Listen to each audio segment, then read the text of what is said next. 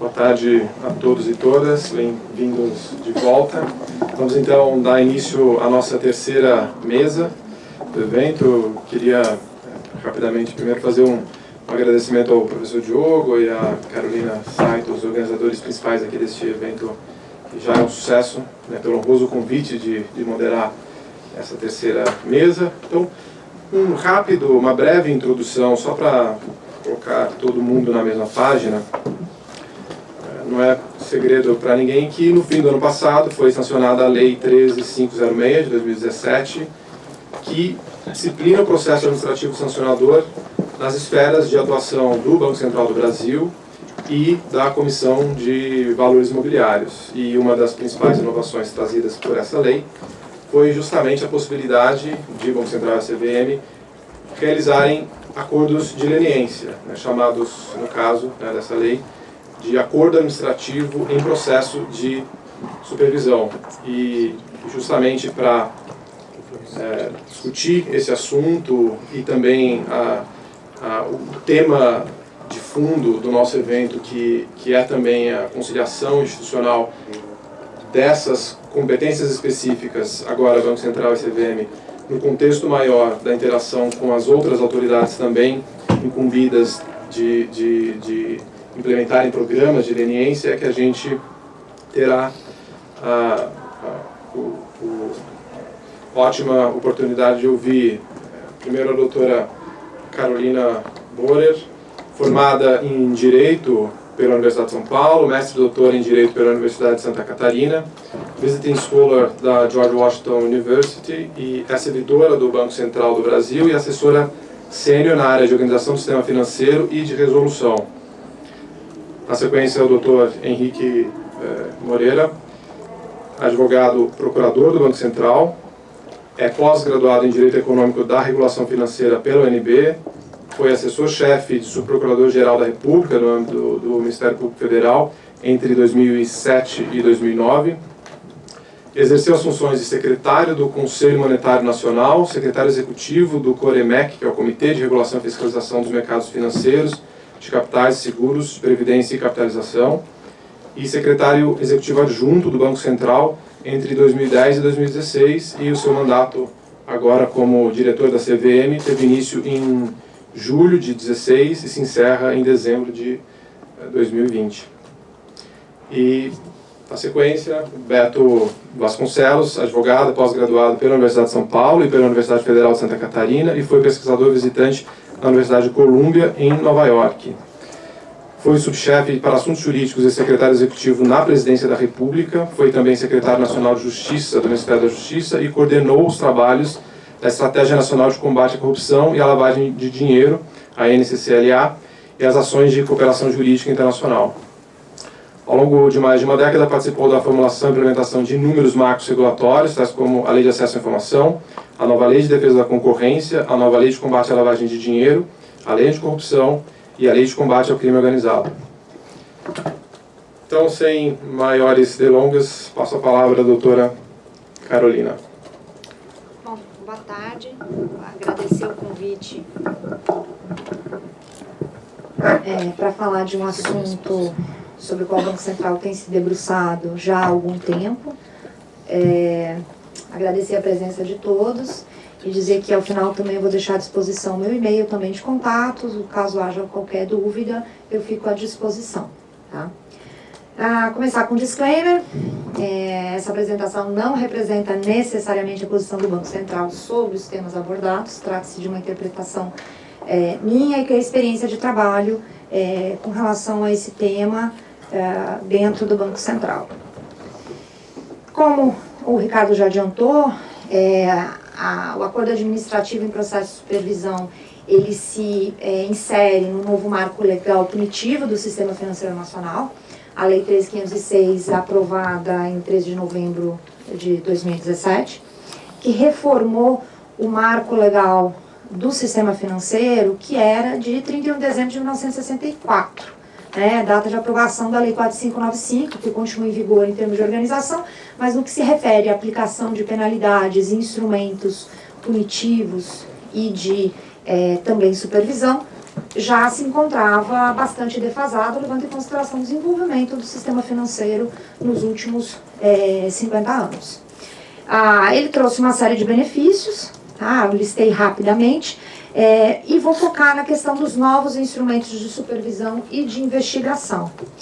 Em termos de comparação, no caso do Banco Central especificamente, o foco desses instrumentos são o termo de compromisso, um instrumento que a CVM já tinha há muitos anos e do qual o Banco Central não tinha como utilizar, e o próprio acordo administrativo em processo de supervisão, carinhosamente chamado de APS, dentro do Banco Central. Outros instrumentos vieram com a nova lei, a multa combinatória e uma revisão das medidas cautelares que o Banco Central pode utilizar, isso num marco geral que vai contextualizar a aplicação desse acordo administrativo em processo de supervisão. Me pediram para responder uma pergunta específica. Por que o Sistema Financeiro Nacional precisa de um instrumento próprio de leniência? Por que os que existem hoje não seriam suficientes?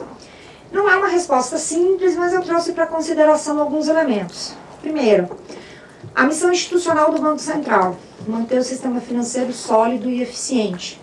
Foco na supervisão, na forma de atuação das instituições financeiras, que tem que manter um padrão de solidez e de comportamento esperado, seja do lado prudencial, né? E aí a gente está falando de requisitos de capital, por exemplo, e aderência a todos os princípios de Basileia III hoje, e de outro, da maneira como atua no sistema financeiro dentro do parâmetro legal e regulamentar que existe hoje para essa atuação.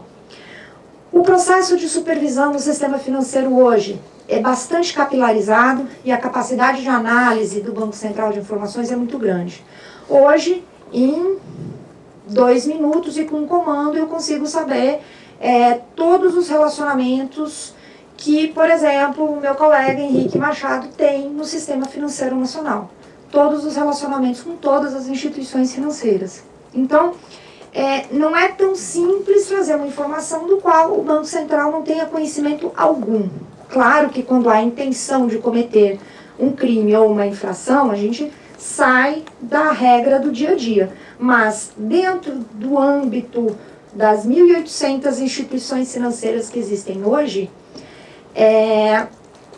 a gente tem como acompanhar em tempo praticamente real o que está acontecendo em termos de concessão de operações de crédito, de relacionamentos, né? Então, o olhar que o Banco Central vai ter sobre qualquer tipo de informação trazida, por exemplo, num APS, pode ser, um pouco diferente.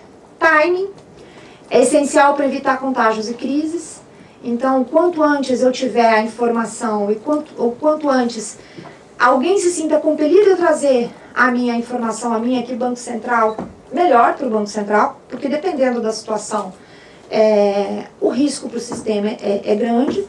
Um exemplo fácil de ter à mente é a situação do Banco BTG, né, que em uma semana após a prisão do seu então presidente e controlador André Esteves, perdeu mais de 5 bilhões de reais de valor de mercado, né, precisou recorrer a auxílio do Fundo Garantidor de Crédito, a gente precisou autorizar alteração de grupo de controle, e isso é muito rápido, e a ação precisa ser muito rápida, então quanto antes eu tiver informação, melhor. E só um adendo, nesse caso específico do BTG, acho que tem mais ou menos 2 semanas, o André Esteves foi oficialmente inocentado das acusações que levaram à sua prisão, então ele, para fins de autorização do sistema financeiro, não tem mais mancha reputacional que iniba a sua volta ao sistema financeiro.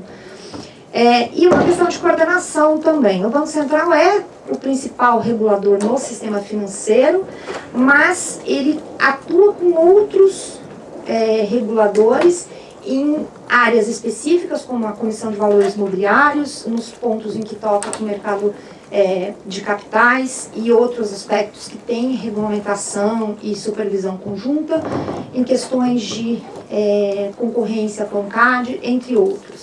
Então, esse conjunto de elementos nos leva a entender que sim, existem razões para que o Banco Central possa se utilizar desse instrumento. Tá? Em linhas gerais, até porque eu acho que aqui tem pouca novidade, é mais saber como que é o modelo do que entender o instrumento em si. Acho que ele tem sido discutido desde o primeiro painel da manhã e todo mundo aqui, de uma maneira ou de outra, conhece. Eu queria começar dizendo assim, que esse instrumento é o resultado do possível no momento em que ele foi apresentado. Na minha avaliação pessoal, não havia qualquer condição política de o Banco Central ter um instrumento muito diferente desse. Né?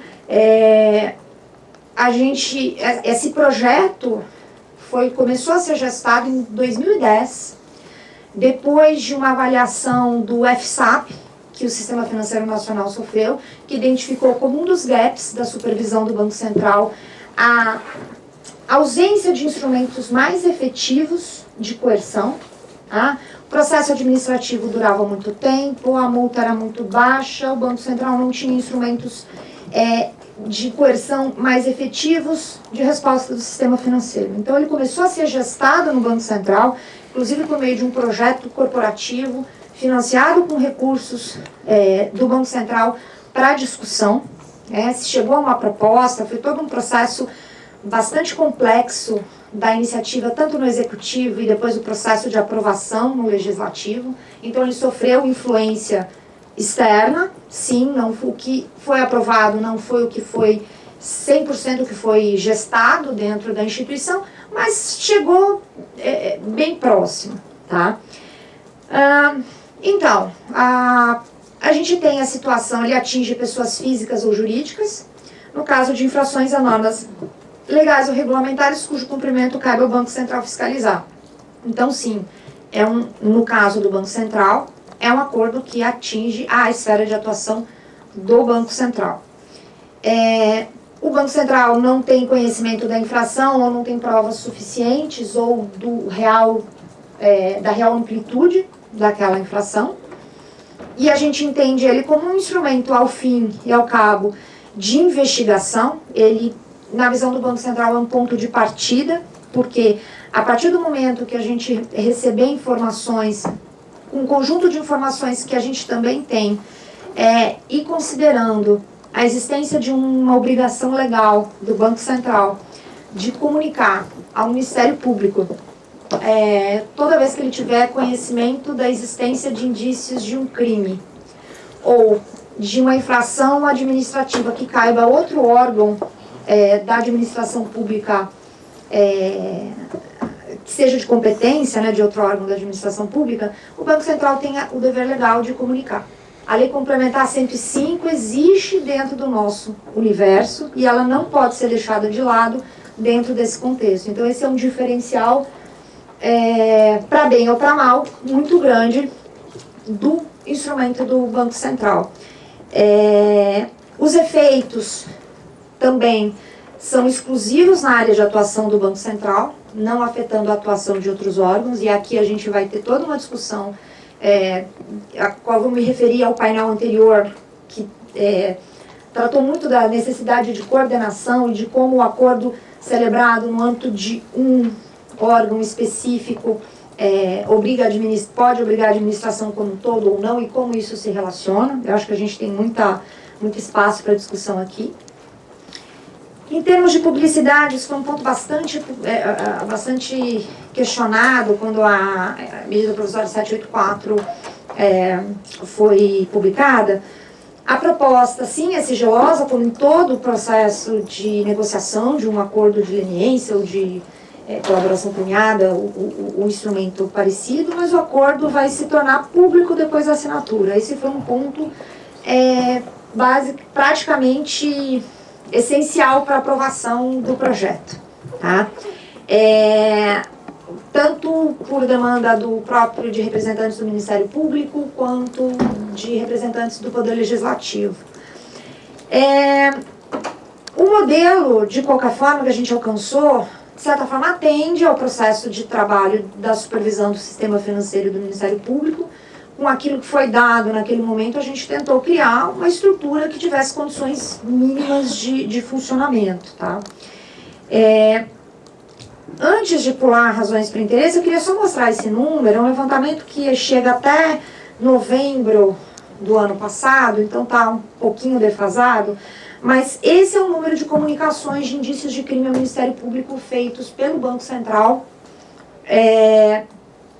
desde 1993. Então, é um número que não é inexpressivo, né? Quando, durante o processo de supervisão, o Banco Central identifica qualquer situação que possa configurar indício de crime ou recebe alguma informação que possa trazer isso, ele faz essa comunicação ao Ministério Público, tá? A gente tem períodos aqui mais ou menos ativos, muitas questões também ligadas a infrações cambiais e lavagem de dinheiro, mas é um número relevante. Bom, uma pergunta que tem sido feita, pelo menos para o Banco Central, ok, nesse modelo, existe ainda interesse? Por que haveria interesse de um administrado vir ao Banco Central celebrar um APS? Bom, algumas questões para consideração. O Banco Central é, ao mesmo tempo, regulador e supervisor do sistema financeiro, quer dizer, nós supervisionamos e, identificando uma irregularidade, é o próprio Banco Central quem instaura o processo administrativo sancionador e aplica a penalidade de primeira instância, que depois vai ser revisada pelo Conselho de Recursos do Sistema Financeiro Nacional, né, ligado ao Ministério da Fazenda. Hoje, quer dizer, desde 1964, as instituições financeiras e os administradores, membros de conselho, dependem de autorização do Banco Central para entrar e permanecer no sistema financeiro, tá? Então, a reputação ilibada, ausência de condenação penal, capacidade técnica, são todos elementos considerados pelo Banco Central para autorizar uma pessoa a ser controladora ou administradora de uma instituição financeira. Membros de conselho fiscal, conselho de administração. E se durante o período de mandato ocorre um fato que macula a reputação ou que leva ao descumprimento de qualquer desses requisitos, essa pessoa é retirada do sistema financeiro.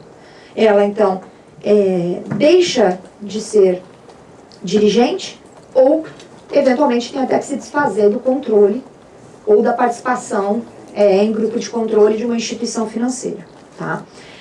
Então, há um interesse de se manter em compliance com o regulador o tempo todo. E isso, o risco de perder isso pode ser suficiente, tá? Considerando também que, com a nova lei, o braço sancionador do Banco Central se tornou mais longo e a gente entende que mais rigoroso, tá? A pessoa jurídica hoje pode efetivamente ser cassada, quer dizer, ela é retirada do sistema financeiro, ela não pode mais operar. Essa pena, apesar de já existir antes, ela tinha uma configuração que dificultava de tal maneira a sua aplicação que ela nunca foi aplicada. Ela precisava ser aplicada pelo Conselho Monetário Nacional em caso de reincidência específica de infração antes punida com inabilitação. Então, precisava de reincidência específica na pena aplicada à pessoa física para caçar a pessoa jurídica, o que não fazia exatamente muito sentido. Hoje, a cassação é uma possibilidade real. A gente criou a pena de proibição de praticar determinada atividade ou operação. Então, eu posso, por exemplo, proibir uma instituição financeira de operar em câmbio durante um período específico, por exemplo. O que pode significar a pena de morte para a instituição, dependendo do modelo de negócio dela. A pessoa física pode ser inabilitada, e hoje não tem mais a regra de que o efeito é meramente devolutivo no caso dessa penalidade. Então, ela tem que sair do mercado de maneira quase imediata. E as multas sofreram uma elevação bastante grande, de R$250 mil, elas passaram a poder ser de até R$2 bilhões, ou 0,5% da renda de produtos e serviços financeiros, que é a proxy que nós criamos para faturamento bruto de instituição financeira, porque banco não tem faturamento bruto, tá? Então, sim, a gente entende que existem incentivos que talvez não sejam ainda tão claros, tá?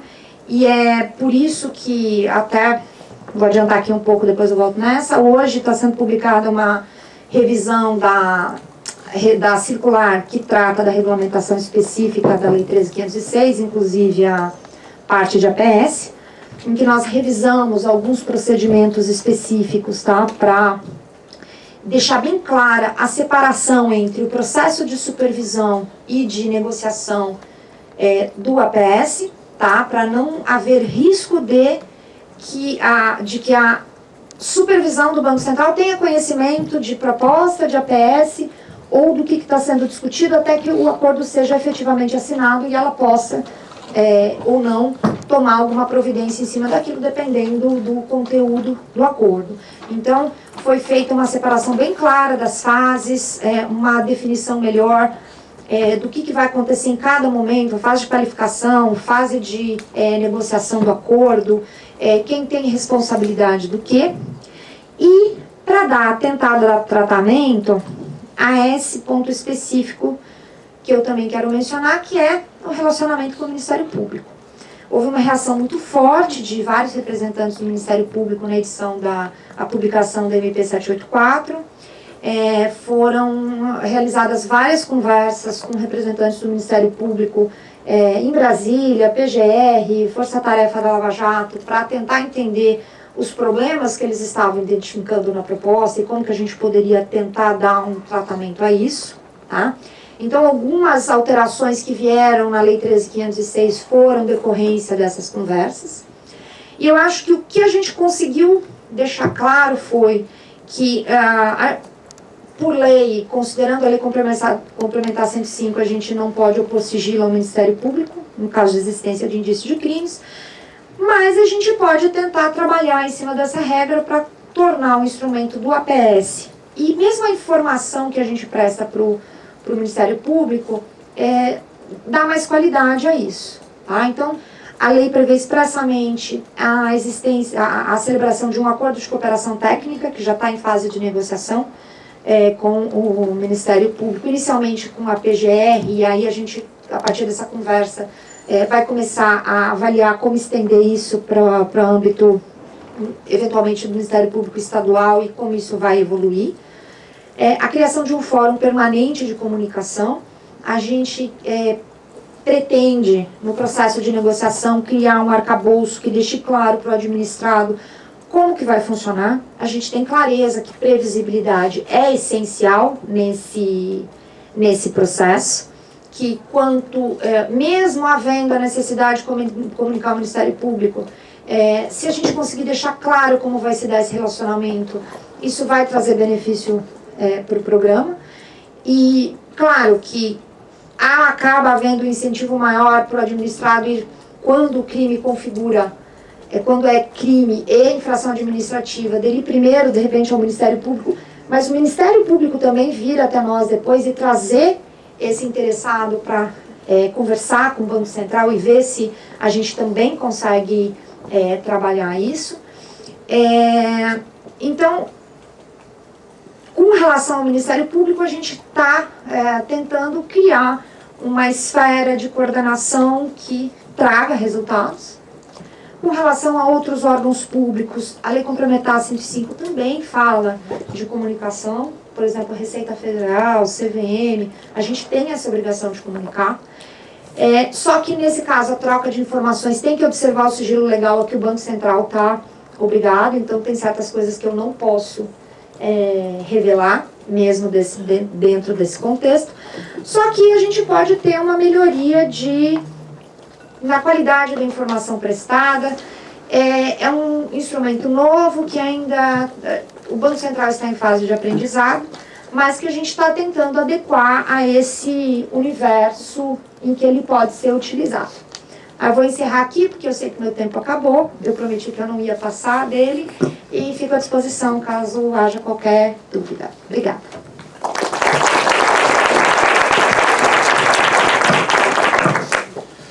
Agradeço muito a doutora Carolina. Passo imediatamente a palavra ao meu caro doutor Henrique Moreira, ou melhor ainda, Henrique Machado, que é como ele é mais conhecido.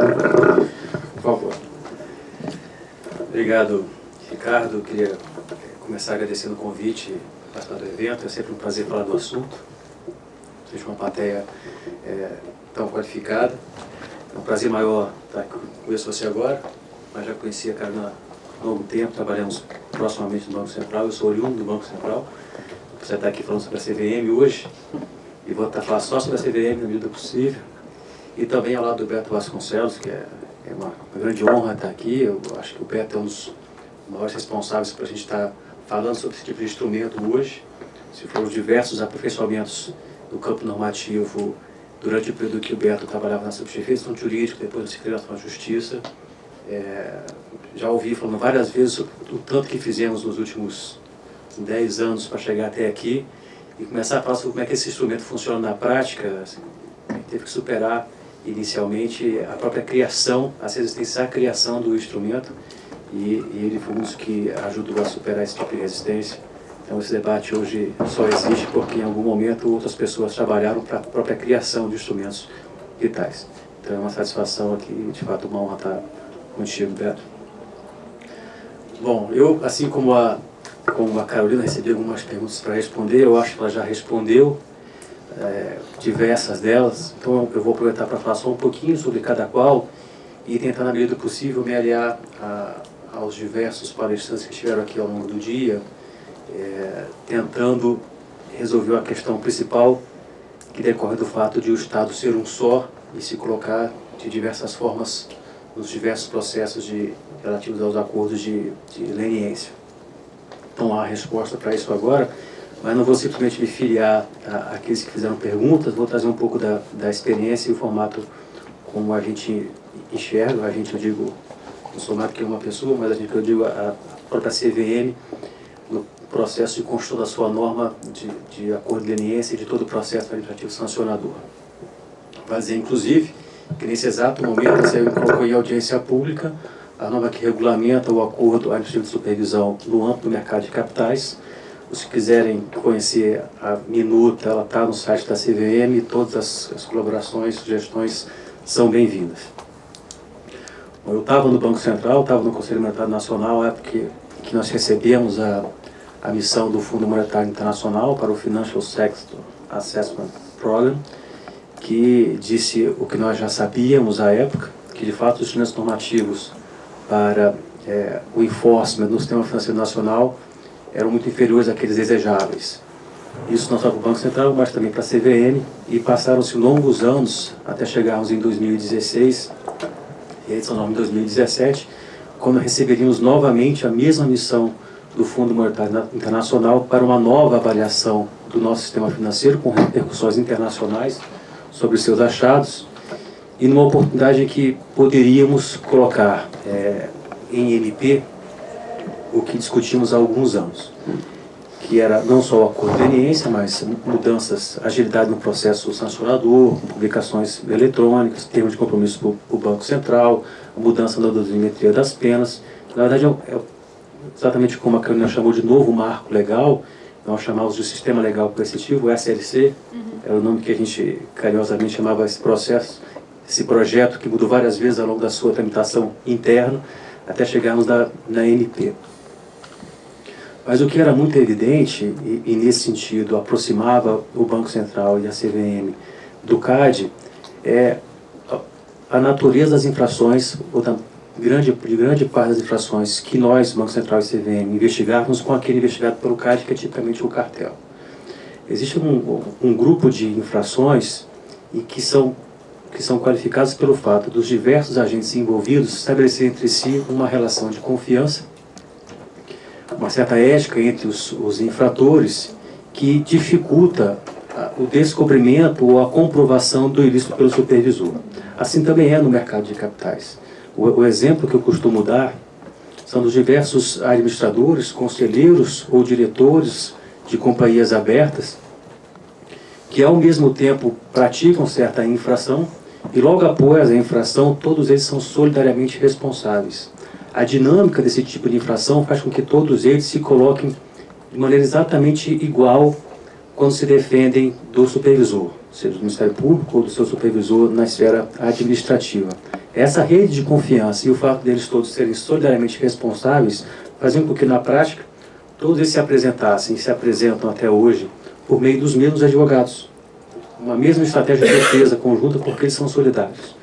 Numa análise simples, como no dilema do prisioneiro, era necessário que você estabelecesse prêmios de um lado para que essa confiança cedesse. Então, como foi bem colocado aqui no início do dia, era necessário estabelecer um outro acordo que fosse mais benéfico para alguém, para esse elo fraco do acordo anterior, a fim de que essas investigações pudessem ser realizadas com maior proveito. Isso é para o mercado corporativo, o mercado de capitais, para além do sistema financeiro do Banco Central. Ainda que nós tenhamos o trabalho de auditorias independentes em cada uma dessas companhias, o tipo de fraude investigada e perpetrada, ela dificilmente é identificada sem que haja uma denúncia. Não é à toa que os mecanismos mais eficientes de compliance, eles exigem necessariamente canais eficientes de denúncia, de reclamação. Se não houver essa denúncia, essa reclamação, esses dificilmente são identificados. No julgamento do STF, no caso famoso do mensalão, está no caso do insider secundário. Você só consegue demonstrar que é o que recebe a informação privilegiada para negociar no mercado de capitais por meio de alguém de dentro da empresa. Essa informação é repassada e você só consegue a demonstração dos diversos elos que fizeram a informação privilegiada ser passada se alguém no meio desses elos fizer a devida comunicação. Então esse era um instrumento, imaginávamos que seria, e temos a expectativa de que ele venha a ser bastante profícuo, de trazer informações que de outro modo ou não teríamos, ou teríamos muita dificuldade de encontrar. Porque elas exigem alguém de dentro que passe a informação para o supervisor. Chegamos a cogitar, mesmo durante a tramitação da medida provisória, na criação da figura do whistleblower. Aquele que não participa da infração, mas que receberia um prêmio por fazer a denúncia. Então seria uma denúncia premiada. Mas o contexto todo, nosso contexto cultural e também o momento pelo que passamos ainda, mais uma figura de um denunciante privilegiado, ainda que não fosse um infrator, talvez só ajudasse a criar mais perplexidade diante dos diversos casos. Então começamos com o acordo de leniência, o nosso acordo administrativo de supervisão, que é um acordo de leniência que não tem efeitos penais, e por isso que, por essa capacidade de romper o elo entre os infratores e considerando a natureza das infrações naturalmente ou tipicamente investigadas pela CVM, é sem dúvida um instrumento do qual a gente espera que ao longo do tempo gere frutos positivos. Não se trata de termos diversos acordos logo no primeiro ano. O AUDE aqui do CAD, mesmo depois que nos primeiros 3 anos não houve nenhum acordo de leniência, mas à medida que os procedimentos foram ficando mais claros, mais intuitivos e transparentes, que fique claro não só o aumento da pena, analisando os diversos incentivos do Instituto, a severidade das penas, a ameaça de descobrimento pelo supervisor e, de outro lado, a clareza dos procedimentos. Com o tempo, esse novo Instituto vai ser ainda mais favorável para os seus usuários, não só o Estado, mas também os diversos participantes que queiram aderir a esse acordo de supervisão. Mas agora, apenas complementando um pouco das respostas da Carolina para falar do caso da CVM, eu queria falar um pouco mais sobre essa perplexidade do Estado nas suas diversas, ser um só, e por meio dos seus diversos órgãos se colocar, às vezes, de maneira contraditória na negociação dos acordos. A minha experiência do Banco Central, nos diversos órgãos agora na CVM, mostra que é absolutamente necessário que o Estado se comporte como um só, independentemente das diversas autarquias, agências e órgãos que se relacionam com o cidadão. Isso é verdade em diversas fases do procedimento, dos processos de investigação e punição. Isso começa na própria investigação. A gente fala aqui dos acordos, chama tanta atenção nos acordos de leniência, mas já era uma realidade as diversas punições por fatos idênticos ou parecidos. E também já era fato a dificuldade desses diversos órgãos atuarem de maneira coordenada na investigação. Então, antes de falar sobre o impacto do Estado se mostrar com diversas faces durante a celebração de diversos acordos de leniência, considerando que um Estado é um só e vamos falar da prova emprestada um pouquinho também, só um pouquinho. Considerando que o Estado é um só, ele deveria ser um só também na investigação. Por quê? Porque o fato das leis esparsas definir atribuições e regras diferentes para diversos órgãos, a realidade das investigações que todos eles levam a efeito demonstra uma grande dificuldade no compartilhamento de informações. Se há um dever legal que todos esses órgãos se sujeitam de evitar uma evasão fiscal ou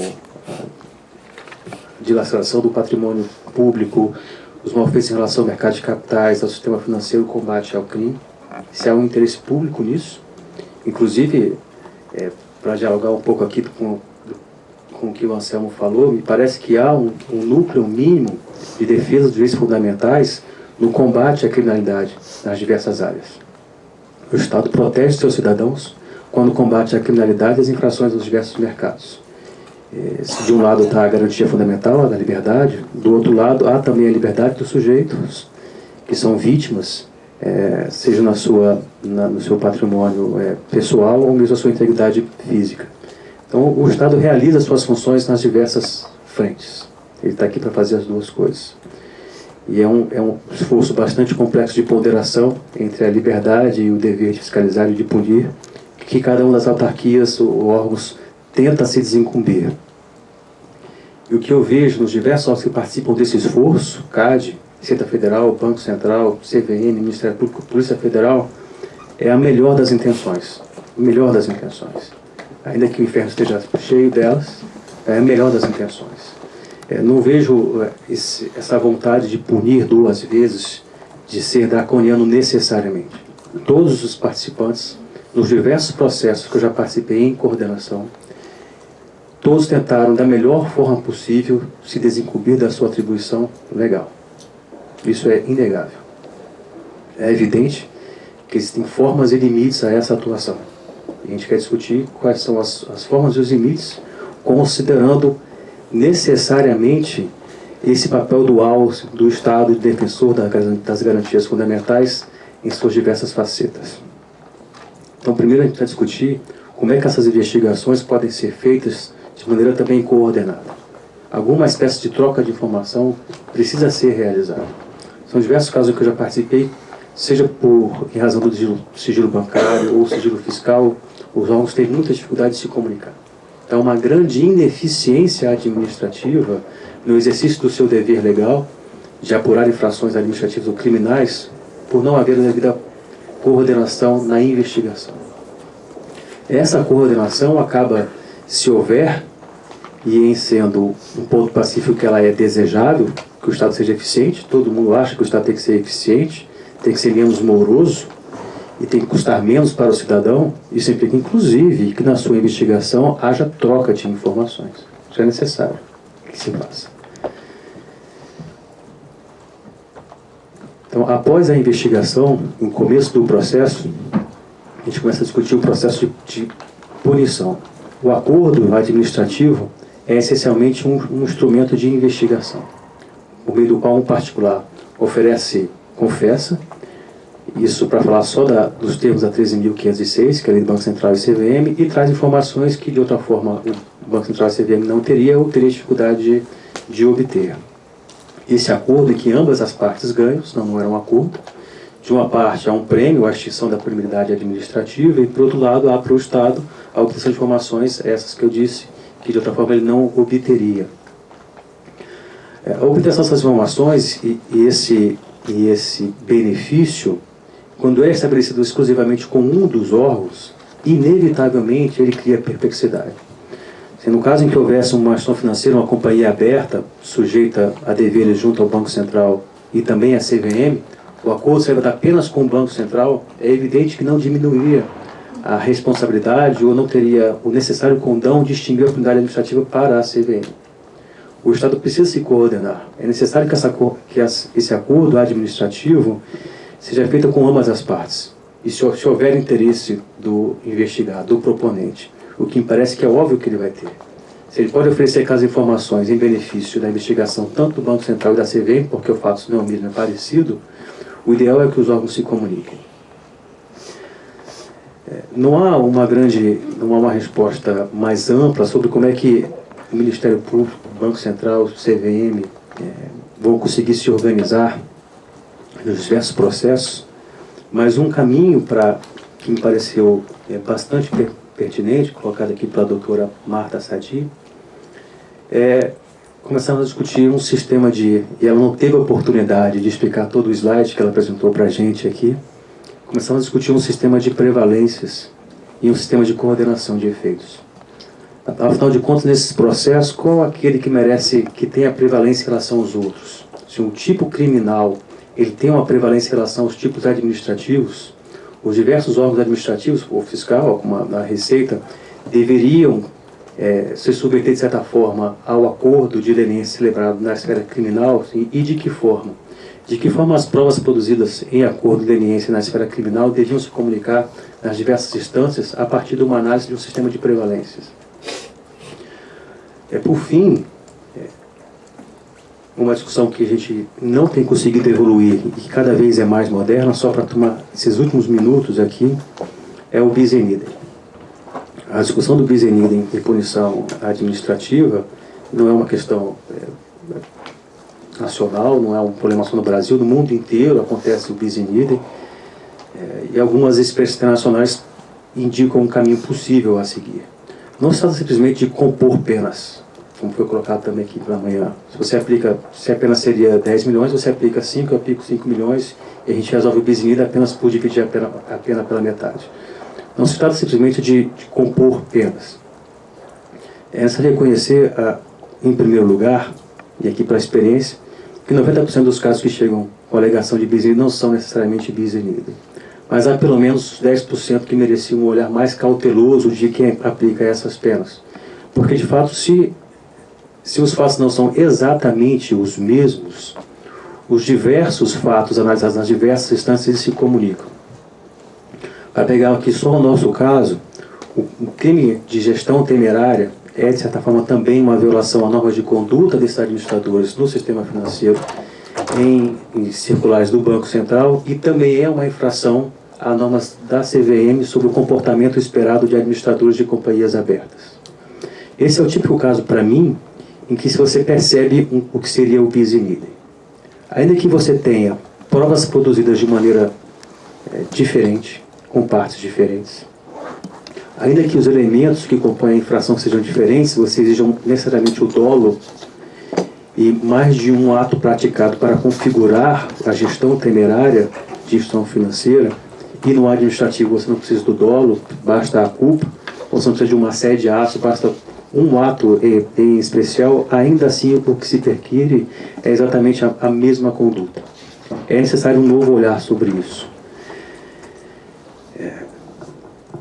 E para isso, a solução que tem sido encontrada, e acho que é bem pertinente para esse momento em que a gente discute a regulamentação da norma na CVM, é que os órgãos administrativos sejam, de certa forma, obrigados a considerar na sua aplicação de penalidades as penas aplicadas nas outras instâncias, independentemente da coordenação, na linha do que prevê a nova lei de introdução ao Código Civil ou a lei nacional do direito brasileiro, a lei de normas do direito brasileiro. Independentemente disso, é necessário que os órgãos administrativos eles considerem na aplicação das suas penalidades as penas já aplicadas em processos de natureza semelhante. A CVM, por exemplo, em que a penalidade pode considerar o benefício auferido ou a perda evitada, a partir do momento em que esse mesmo investigado já foi penalizado em outras instâncias, já teve o lucro da infração perdido, assim, restituído, já teve penas com multas 100% sobre o benefício, é bastante difícil você imaginar uma nova aplicação de 2, 3 vezes o benefício auferido, se já não há mais esse benefício auferido, considerando as diversas penalidades a quais ele já se sujeitou. Então parece que, no mínimo, na hora de aplicar as penalidades, deveriam os diversos órgãos administrativos observar aquilo que já foi realizado por outros órgãos administrativos em processos de natureza semelhante. Para além disso, apenas para exemplificar aqui para essa plateia, E para terminar, para demonstrar como é que essa não é uma circunstância simples de aplicar, recentemente a CVM analisa um caso de corrupção internacional, em que atos de corrupção revelam também a falta de diligência ou eventualmente uma deslealdade do administrador na condução do processo de concorrência internacional. Então, a gente tem um caso bastante complexo, que acabou resultando na celebração de um acordo internacional, em que a alegação da parte é de tris in idem, já que ela começa a responder em diversas jurisdições internacionais. Eu já respondo nos Estados Unidos, respondo na Jordânia, respondo no Brasil. No Brasil, respondo perante o Ministério Público Federal, CVM, simplesmente quantos órgãos nacionais e internacionais eu vou responder pela mesma infração, e em todos eles celebrando acordos de leniência diversos. Então, no caso concreto, a perplexidade é enorme realmente. E me parece que um caminho, para além da coordenação, que agora é feita muito mais na base dos relacionamentos interpessoais, nos acordos de cooperação técnica, do que uma saída que a lei tenha proposto. Mas é um caminho inicial para um instituto tão novo, pelo menos para o Banco Central e CVM, e que eu imagino que no caso concreto, nos diversos casos concretos, a gente viu isso aqui ao longo do dia, as respostas que foram obtidas a partir do caso concreto, em que estabelece uma regra, e a regra volta para analisar o mesmo caso concreto, e é efetivamente no julgamento desses diversos casos concretos, com os órgãos que participam, que vão ponderar não só a melhor forma como essas investigações têm que ser feitas, respeitando os limites da produção da prova, os limites do acordo de leniência, o proveito que esse particular obtém em cada uma das instâncias, e ao fim e ao cabo, as punições aplicadas. Mas bom, sobre o tema, apenas para não consumir mais o tempo que já não tenho, eu encerro por aqui e fico à disposição aí para perguntas.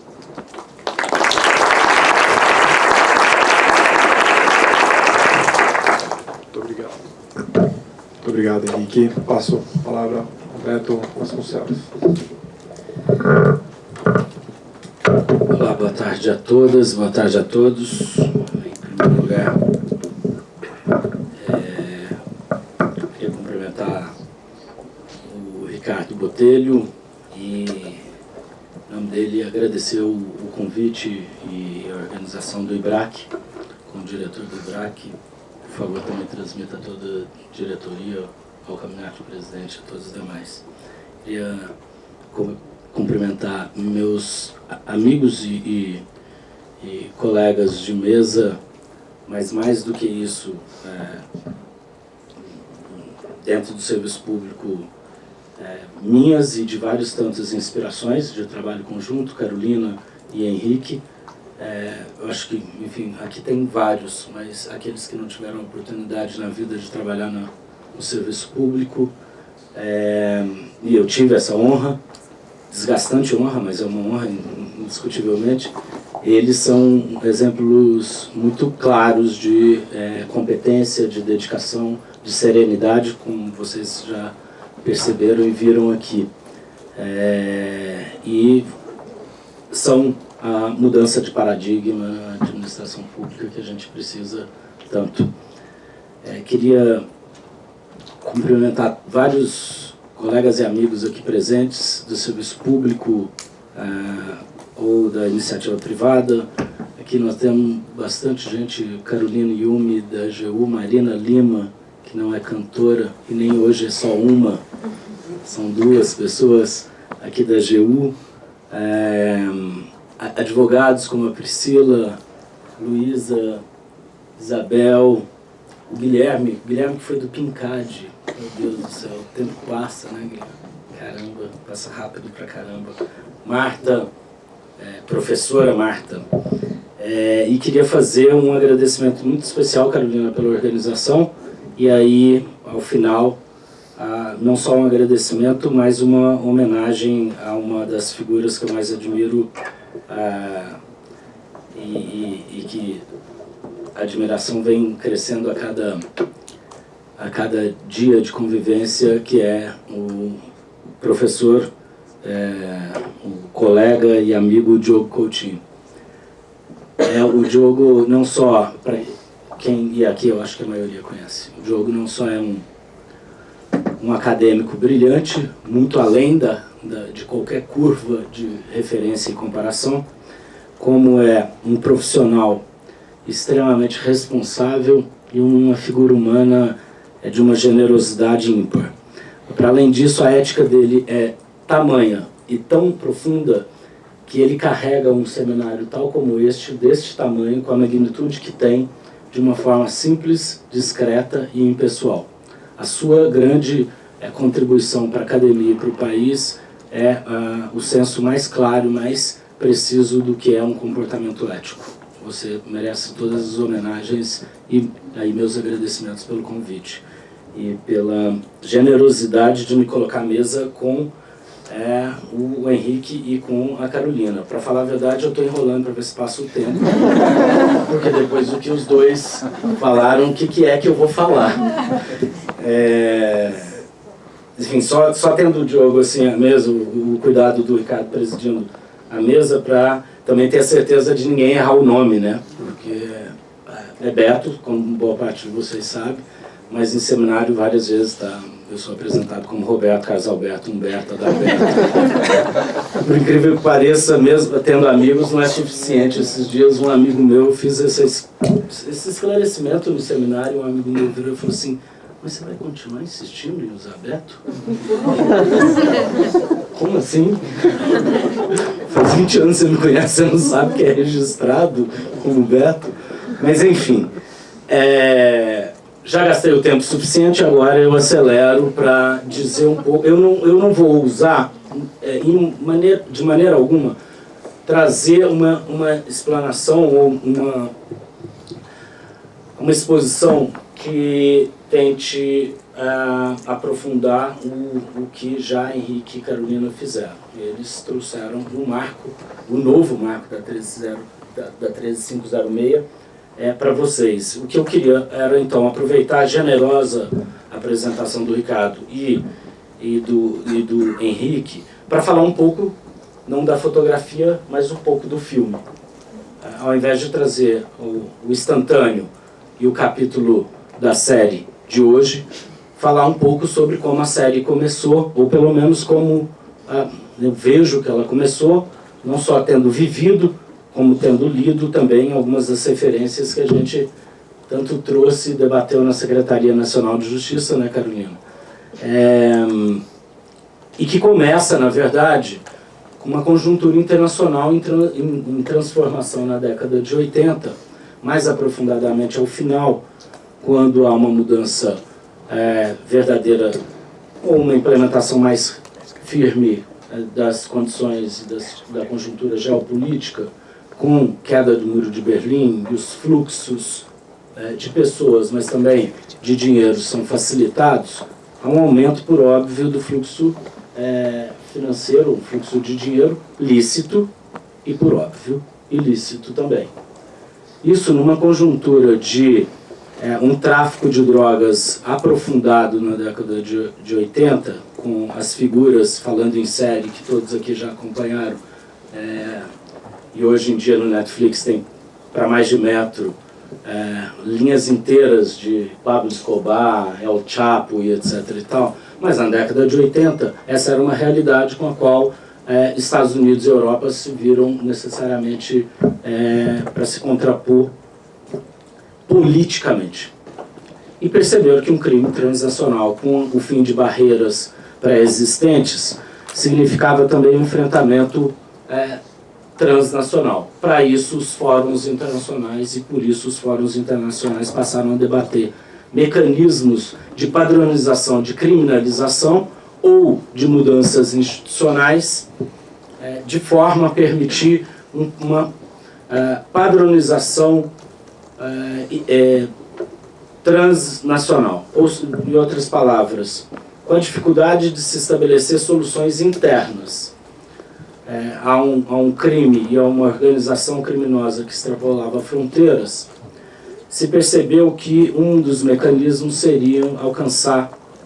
um mínimo denominador comum e com ele exportar para os demais países.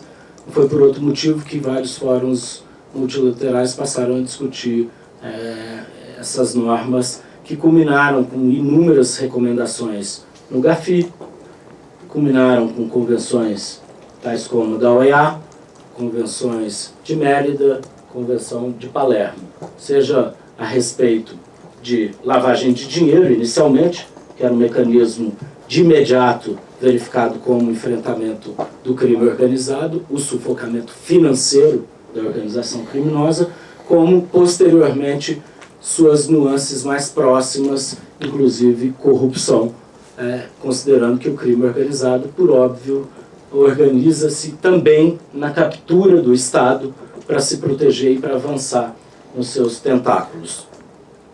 Esse movimento, o Brasil não é indiferente. O Brasil é parte dessa construção, seja como integrante desses organismos multilaterais, ONU, GAFI, dentre outros, seja também como parte signatária ao fim dessas convenções. Esse movimento internacional nasce na década de 90 e nos primeiros anos do século XXI, o que eu imagino ser uma onda brasileira. Aí eu não vou dizer uma jabuticaba brasileira porque nós estávamos falando de uma padronização ou de um regime internacional de proibição, portanto, estava muito mais próximo de frutos estrangeiros do que nossos mesmos. A gente adapta aqui ao nosso modelo tupiniquim em grande medida. Mas esses movimentos, na minha opinião, são de 4 ordens. Em primeiro lugar, uma onda de transparência. E no Brasil essa onda faz muita diferença, porque nós vivemos as últimas décadas períodos e ciclos de fechamento político, de autoritarismo político, que representaram também um modelo de Estado, um modelo opaco, um modelo fechado, um modelo pouco transparente, por óbvio. Se na política e no exercício democrático, se a política e o exercício da democracia estavam ausentes, quanto mais mecanismos mais simples de accountability para a sociedade, de abertura de informação para o Estado. A década de 90, sobretudo o início dos anos 2000, são marcados por iniciativa como a Lei de Responsabilidade Fiscal, que é uma lei, para além da questão de responsabilidade na gestão das contas públicas, também de transparência dessas contas. Mas o marco mais relevante desse processo é quando, em 2011, se vê aprovada a Lei de Acesso à Informação, que promove, na verdade, um marco paradigmático, a mudança da relação Estado-sociedade, mas impulsiona também vários órgãos do Estado brasileiro, seja da administração direta federal ou da indireta, mas também diversos entes federativos, entes estaduais, municipais e outros poderes, judiciário, legislativo e, por que não assim dizer, o Ministério Público também, em graus bastante distintos e longe nós, até hoje, de termos alcançado em qualquer um desses órgãos a transparência mais adequada. Mas demos um passo e estamos caminhando. O segundo movimento que ocorre ao longo dessas décadas, é um movimento de expansão, um movimento de fortalecimento institucional. Se olharmos cada uma das instituições com as quais vocês dialogaram hoje, mas ouviram ao longo desse seminário, vocês vão ver uma maturidade institucional inafastável nas últimas décadas, no pós-democratização. Digo, no mínimo, um processo de maturação, mas certamente de fortalecimento. Você tem criações relevantes de novos órgãos, como o COAF, que é um órgão de inteligência financeira, a própria nova Receita Federal, aí já com uma remodelagem, o novo CAD, você tem a criação do Departamento de Cooperação Jurídica Internacional junto à Secretaria Nacional de Justiça, tem a Controladoria Geral da União, o Ministério da Transparência, mas para além disso, e fóruns relevantes como a Estratégia Nacional de Combate à Corrupção e Lavagem de Dinheiro, que é um esforço para suprir uma deficiência do Estado de coordenação desses órgãos, como o Henrique mencionou. Esse fortalecimento institucional não se dá só de maneira formal. Ele também dá no desenvolvimento tecnológico. Vários desses órgãos desenvolveram inteligência tecnológica interna vis-à-vis o CAD, que fez o chamado cérebro, que hoje é referência em termos de processamento de dados, mas a Receita, que já tem isso há muito tempo, acredito que Banco Central e CVM também, a CGU com o ADP, o Observatório da Despesa Pública, e agora a nova onda de robôs nominados como Alice, Raul, e certamente ninguém vai chamar Beto nesse processo. Esse fortalecimento institucional não para por aí, você tem um movimento de expansão legislativa. Se a gente fizer uma lista muito simples, nós tivemos 93, lei de licitações, no início da década de 90, lei de licitações e de improbidade. Ao final, lei de lavagem de dinheiro. Aí a gente pega o século XXI, a gente vem com lei de conflito de interesse, lei de acesso à informação, a lei anticorrupção, a nova lei do CAD, a lei de combate ao crime organizado, a 13.506, a lei das estatais. Aí você começa a observar que num período de 2 décadas, nós tivemos mais de 10 inteiros marcos normativos regulando o que nos parecia um movimento vindo do exterior para impulsionar a legislação doméstica. E, por fim, o quarto movimento que eu reputo relevante, que é a de mutação jurisprudencial. Mutação utilizando aí uma expressão mais comum agora, ao invés de mudança jurisprudencial, que carrega, traz para dentro da opinião do sistema de justiça brasileiro elementos que mudam um pêndulo, acostumado o pêndulo brasileiro, de imputar responsabilização por conduta comissiva, e traz elementos de responsabilização por conduta omissiva, importando teorias internacionais, como domínio do fato, ou cegueira deliberada, mas também impondo os seus próprios entendimentos na hora da responsabilização. Todos esses 4 movimentos, em linha ou com um desejo de ampliar, melhorar a prevenção, a detecção e a repressão a crimes tidos como crimes organizados ou corrupção, ocorrem num período de apenas 2 décadas significativamente. Esperar que a implementação desse movimento ocorra de uma maneira serena e tranquila, em um espaço de tempo tão curto, partindo de marcos inteiros novos, com instrumentos inovadores, trazidos dessas convenções, ou de inspirações estrangeiras, como são a própria leniência e a própria colaboração premiada, ainda que com pontuais experiências que a gente tivesse antes de composição administrativa ou até penal, bastante distante estavam de modelos como os acordos de leniência estabelecidos desde o CAD, da anticorrupção, na CVM ou no Banco Central, ou a própria colaboração premiada, como ela veio a ser regulamentada.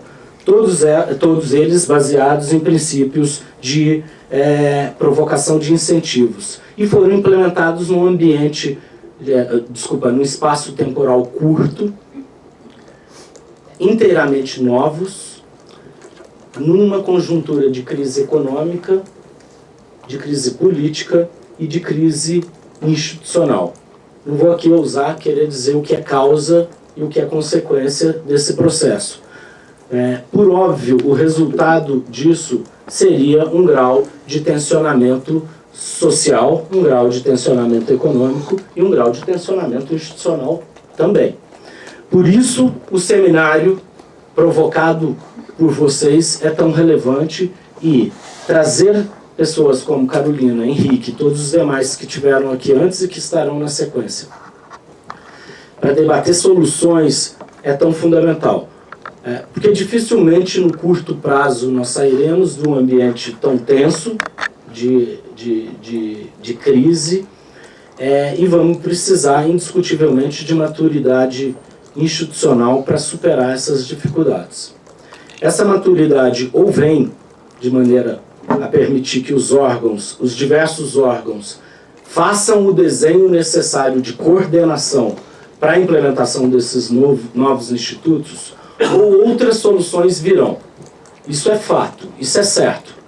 Ou os órgãos têm, e seus servidores, seus líderes e seus implementadores, têm a maturidade suficiente para coordenar o processo, fazer a devida cooperação institucional e, sobretudo, a devida formalização dessa cooperação, de maneira que a sociedade tenha conhecimento pleno de como é o funcionamento desta coordenação, ou essa solução se dará pelo meio jurisprudencial, que não tem capacidade institucional para essa decisão, mesmo com o ativismo judicial hoje existente. Eu não valoro aqui a palavra ativismo judicial, só como constatação, ou virá por uma mudança legal, que também viria de um ambiente hoje com uma capacidade institucional maior, mas uma credibilidade institucional mais reduzida.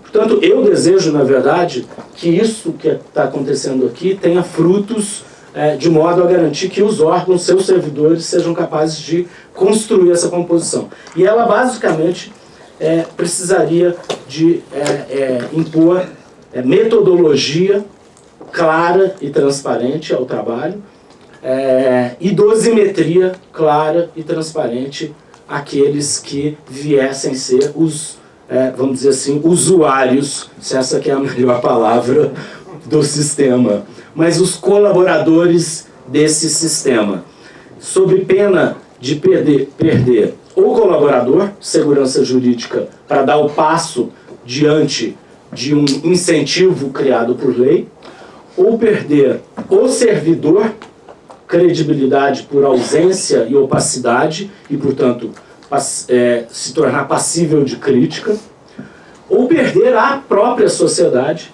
que não vai entender o que definitivamente está acontecendo para o país. Mas termino aqui nos meus últimos 10 segundos para dizer que de 2 anos para cá, quando esse ciclo está se concluindo, vê-se claramente pela apresentação do Henrique e da Carolina uma maturidade avançada, ao menos no Banco Central e na CVM, e se espera que assim continue sendo o passo seguinte dessas 2 instituições, do Ministério Público Federal e das demais instituições da administração pública direta. Parabéns pelo trabalho que vocês estão fazendo.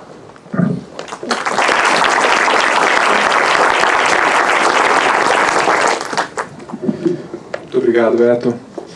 Nós temos, então, 10 minutos para perguntas. Passo a palavra aí para vocês. Pergunto quem tem. Talvez a gente possa colher 2 ou 3 perguntas. Doutor Paulo Casagrande. Boa tarde a todos. Obrigado pela oportunidade. Parabéns a todas as apresentações. Gostaria de perguntar para o Henrique Moreira como é que ele vislumbra essa oportunidade de interação com o CAD, formalizada recentemente por meio de convênio, em termos de, enfim, de acordo com os termos do próprio convênio, aprendizagem para fins de estruturação do programa de leniência, do programa de acordos. Como é que, tendo sido celebrado esse convênio, como é que ele vislumbra a implementação desse convênio, dada a experiência do CAD aí por mais tempo com acordos ou com empresas que estão sendo investigadas?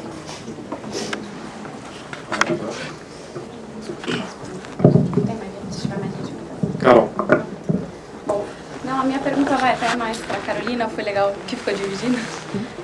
Quando você apresentou os interesses e a gente foi discutindo um pouco sobre o acordo de leniência, a impressão que fica é que o acordo de leniência, vou chamar de acordo de leniência geral, o acordo de leniência de vocês, quando em comparação a todos que a gente está discutindo hoje, acaba ficando como algo tangencial do mesmo fato, né? Acho que a gente tem as questões dos fatos, que a gente vê muito claro, acho que no antitruste, no criminal e depois na lei anticorrupção, acaba ficando muito mais claro do que às vezes com vocês, que parece ser mais um penduricalho. Então a impressão que dá é que a colaboração entre as autoridades ficaria muito mais clara vindo dessas autoridades depois para vocês, por ser algo mais secundário.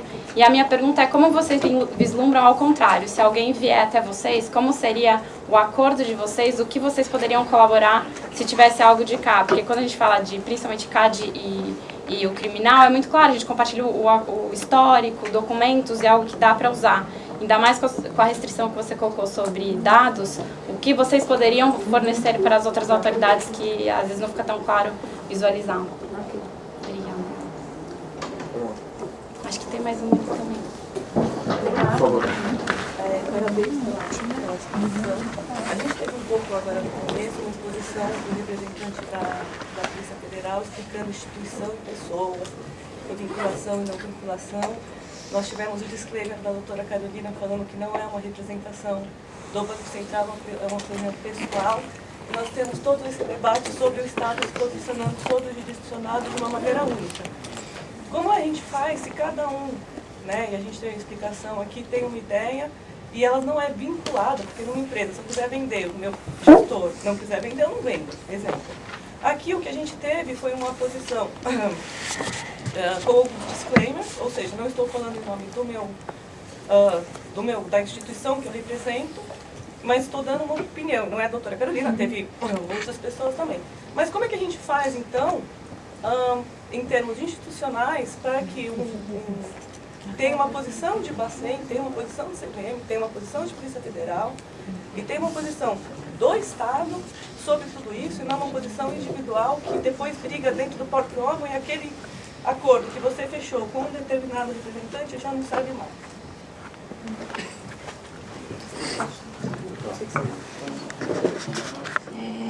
Bom, eu vou começar pelo fim, pela última pergunta. Bom, eu sou membro do Comitê de Ética do Banco Central, aliás, primeira mulher na história do Banco Central no Comitê de Ética, tá? Para esclarecer.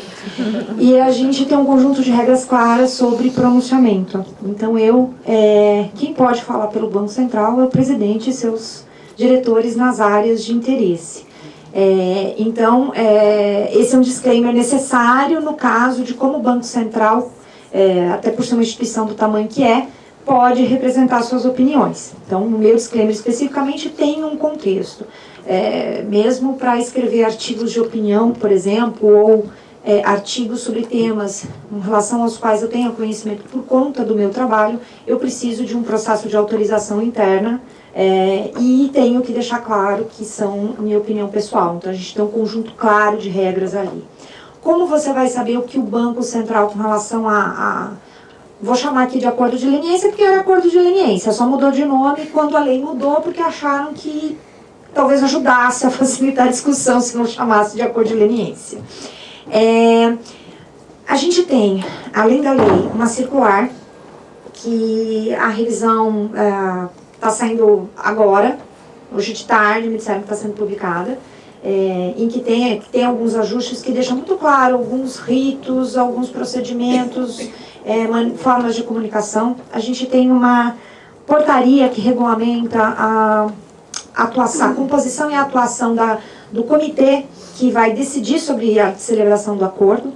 No caso do Banco Central, essa decisão ela não é individual, ela é um comitê impessoal, formado pelos ocupantes de alguns cargos específicos dentro da estrutura do Banco Central. E, regimentalmente, quem tem competência para se pronunciar dentro do Banco Central sobre acordo de leniência são os membros desse comitê. Então, agora, esse é um processo que está em formação e a gente quer tentar deixar isso o mais claro possível. Isso ainda é uma evolução, mas acho que é essencial, sim, para que os administrados entendam a utilidade do instrumento, que isso fique claro. Tá? Mas no Banco Central especificamente é assim. Então, para aproveitar e responder daí a segunda pergunta, esse foi um ponto que eu acabei não entrando por conta da restrição de tempo, mas eu acho que a gente tem duas situações. Existem infrações administrativas que são puras. Por exemplo, existem crimes, eventualmente, que um membro de conselho fiscal de uma instituição financeira tem conhecimento, em que eu posso apená-lo por infração de dever de observância, no caso dele, ele pode ser inabilitado, inclusive, mas ele não tem responsabilidade na área penal, porque ele não participou diretamente. Então, esse é um exemplo de situação em que a gente entende que pode haver interesse de vir até o Banco Central para negociar algo, e não necessariamente teria um reflexo penal. Não é um caso tão simples, mas existem situações em que a irregularidade é puramente a responsabilização só ocorreria no âmbito administrativo, não ocorreria na esfera penal, então a gente tem um incentivo. Do outro lado, existem vários tipos de irregularidade que tocam ao Banco Central e que envolvem crime, em que, sim, é mais provável que o administrado vá primeiro no Ministério Público para garantir a transação penal, e o que a gente quer é que ele tenha interesse, o Ministério Público possa vir até nós para a gente trabalhar junto nisso. Um exemplo, infração cambial. O Banco Central tem competência para uma série de infrações cambiais, tá, que são relacionadas a crime.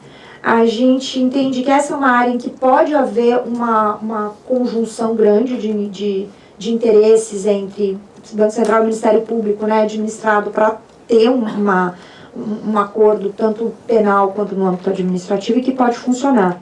E como que a gente pode colaborar? A lei fala que a gente tem que dar acesso ao Ministério Público aos nossos sistemas informatizados. A gente está trabalhando na negociação do acordo de cooperação técnica que eu mencionei. Um dos pontos é esse: como dar acesso aos vários sistemas que o Banco Central administra. A gente administra, por exemplo, o sistema de pagamentos brasileiro. Ninguém fala aqui, mas assim, se o sistema de pagamentos parar 2 minutos nesse país, é pior que perder de 7-1 da Alemanha. Não, é algo indescritível, com efeitos catastróficos, mas a gente tem como dar acesso a partes da informação. Tá?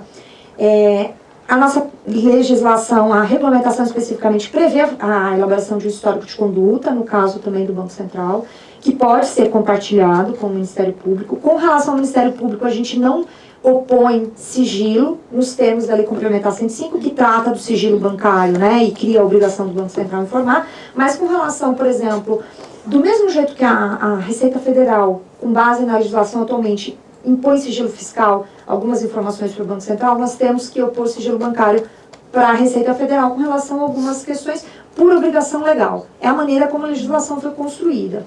A gente está tentando trabalhar em algumas iniciativas legislativas, nesse caso específico, para calibrar isso melhor, porque não faz sentido a gente não poder trocar alguns tipos de informações com outras autoridades públicas para cada uma conseguir atingir seu objetivo de uma maneira mais clara. Eu acho que é isso. Se ficar ainda alguma dúvida, eu estou à disposição. Bom, respondendo a primeira pergunta, a gente, a CVM, depois falar um pouco sobre a gente, nós, ele, vocês e o que mais, né? Essa nossa dualidade. A CVM não trata com o CAD sobre a coordenância só agora a partir do trabalho que foi celebrado ontem por meio de portaria. Nossa instrução já tem por base a experiência do CAD. A gente tem o CAD como benchmark, continua tendo o CAD como benchmark, mas a gente entende que muito do que o CAD pratica não está solidificado, engessado em normas como instruções ou mesmo regimento interno do CAD. Há um manual de celebração de acordo de leniência. Então, o que a gente pretende com esse acordo com o CAD é também passar a disciplinar alguns procedimentos operacionais que dão essa transparência para os proponentes e também a segurança para os servidores responsáveis pela negociação e celebração desses acordos. Então, o que a gente espera é também nessa parte mais operacional, naquilo que vai virar um guia, no CAD chama guia, né? Aquilo que pode vir a chamar também um guia na CVM de celebração de acordos administrativos de supervisão, que é o acordo de leniência. é o que a gente espera. O plano de trabalho é 6 meses para o GT, mais 6 meses. A nossa só viu um pouco antes, porque ela não precisa entrar em tantos detalhes assim, mas a ideia é procurar também melhores práticas operacionais. Em paralelo, a gente já cuida do desenvolvimento de alguns sistemas que vão permitir a segurança nessa busca de informações. Algo que vale a pena dizer, vou dizer rapidamente, viram aqui que o trânsito para o aeroporto está fluindo bem, mesmo sendo sexta-feira, é que a CVM e o Banco Central se diferem do CAD num fato muito importante. O CAD ele não é regulador, autorizador de todos os mercados em que ele atua. Ele não tem as informações constantes sobre os diversos mercados. Ele não autoriza posto de gasolina, para depois saber se está tendo cartel ou não no preço da gasolina. O que é diferente no Banco Central e na CVM. De tal forma que o Banco Central e a CVM corriqueiramente recebe todo tipo de informação de seus regulados. O CAD não. Se na nossa instrução a gente previu os momentos a partir do qual a gente vai considerar que formalmente a CVM teve acesso ou começa uma investigação específica para a apuração de uma infração. Para não dizer que, pelo fato daquela informação já estar nos seus, na sua base de dados, significa que a gente já apurava e, portanto, a gente só aceita uma proposta que o benefício seja reduzido.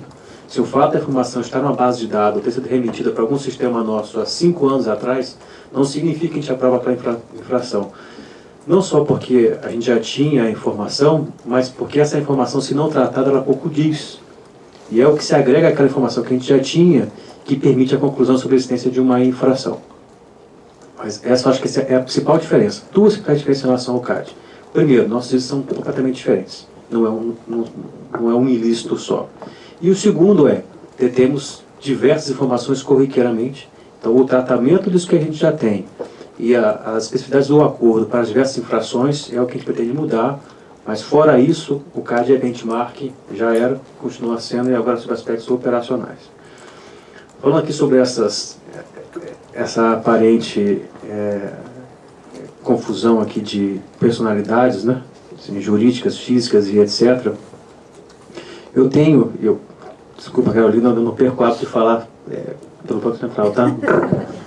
Mas eu vou dizer que não falo pelo Banco Central, só, porque definitivamente não falo pelo Banco Central. Mas toda a minha experiência, quando ela faz esse tipo de recorte, é ao contrário. Isso é uma preocupação bastante grande de que o Banco Central não tenha diversas opiniões sobre o mesmo assunto. Esse disclaimer dela é justo para garantir que a opinião formal do Banco Central será realizada por meio de seus documentos oficiais ou porta-vozes autorizados, de modo que só haja uma opinião do Banco Central sobre um determinado assunto. E ela foi um tanto gentil, eu sei que não é crítica a ela não, muito mais às manifestações anteriores, né? E ela, tanto quanto, bastante humilde a fazer esse disclosure, porque de fato ela trabalhou muito em todas essas normas, e ao explicar, ela explica o racional de tudo que ela ajudou a construir na circular do Banco Central e mesmo nas diversas versões do projeto de lei que ela tocou no CPF pelos últimos anos aí. E na CVM também é um pouco assim. A gente tem a opinião da CVM é uma só. Como eu sou do colegiado, eu posso falar com um pouco mais assim, de autoridade sobre o entendimento do colegiado, que é quem, ao final, vai dar validade ou não ao acordo de elegância celebrado pelo nosso futuro Comitê de Acordos de Supervisão. Muito obrigado, Henrique. Carolina, Beto, quer fazer algum último comentário? Eu vou fazer só na verdade, vou fazer mais um elogio. Se a unificação de opinião que ocorre no Banco Central e na CVM ocorresse em outros órgãos, a gente teria muito mais, eficiência e muito mais segurança jurídica, provavelmente.